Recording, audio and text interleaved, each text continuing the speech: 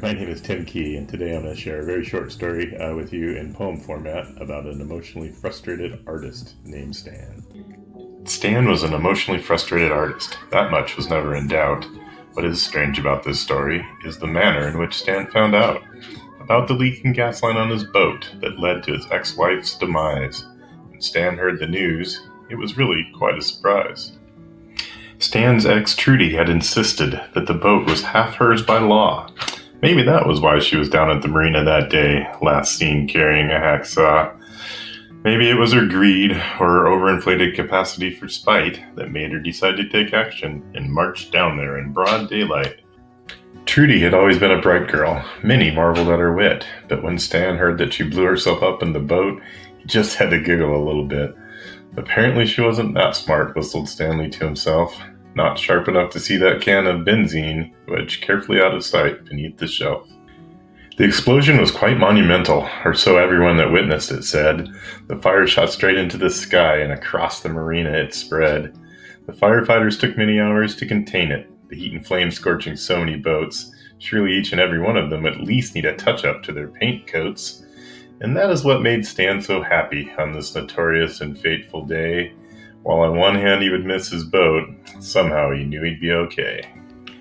For Stan was a painter, you see, an artist at his trade. He painted the most beautiful boat hulls, and he only took orders prepaid. So by the time Stanley got to the marina, customers were lining up by the docks. The queue of impatient boat owners now stood where just hours ago it had been a tinderbox. For summer was upon them, and no respectable boat owner wanted to be without their craft. They would all need their hulls repainted, and Stan's bank account would no longer be in overdraft. Oh, it was a day of mixed feelings for our emotionally frustrated artist, Stan. For killing his ex-wife really hadn't been a part of his elaborate plan. For the benzene, you see, wasn't to set the boats ablaze. Rather, Stan had planned to row about the marina, using the chemical to carefully remove paint glaze. Under cover of nightfall, Stan could row between the slips, stripping paint off the most expensive boats' hulls. He'd never intended for an apocalypse.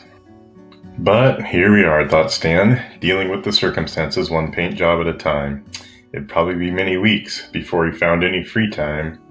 He didn't dislike Trudy really, but he sad to admit he did sort of hate how she was always so impatient.